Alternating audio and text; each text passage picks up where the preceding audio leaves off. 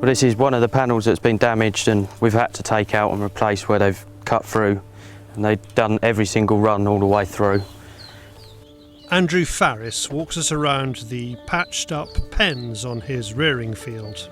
Like literally they've gone right up through and taken all of the wire off through every single run this way, so all the different ages were mixed again, and then from the other side of the rearing field they broke through, and then so they mixed both sides from a week old to 7 weeks old, were all mixed together, and the whole lot was out. There was probably 300 birds left in the sheds, everything else was out. A few weeks ago, this is what greeted the family as they came to check on the birds. What was the first thing you saw?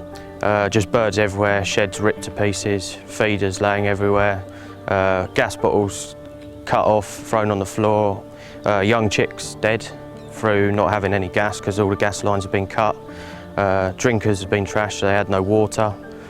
So yeah, it was quite a devastating thing to see in the morning, really. And birds everywhere of different ages. The fox damage from the morning. Where they've been let out during the night, in the morning they killed a lot, so that we picked up laying around where the foxes had killed them. What did you do? Did you call in reinforcements? Yes, I was really lucky that I rung a lot of friends that were they're builders, all sorts of trades, and a lot of people coming out. We had probably 15 people here to help fix all the runs up and walk the birds back in, because we spent all the day walking birds back in to get them in the run, sorting their ages out, if we could, into the right groups. If it weren't for everyone coming to help, it wouldn't have happened. We wouldn't have got them all away, so. And you reckon you've got what percentage of birds back in? Probably about 80%, I reckon we've got back in, 70 to 80% of what was let out, because the whole field was out, everything, so. But we've lost a lot into outer pens that shouldn't be out with bits in still. That are obviously too small, and the older birds are going to pick on them if they're left, so we're trying to sort that as well. This is not a commercial rearing operation. Andrew's family runs a couple of syndicate shoots in the Kent area. The birds are for them. No birds, no shoot.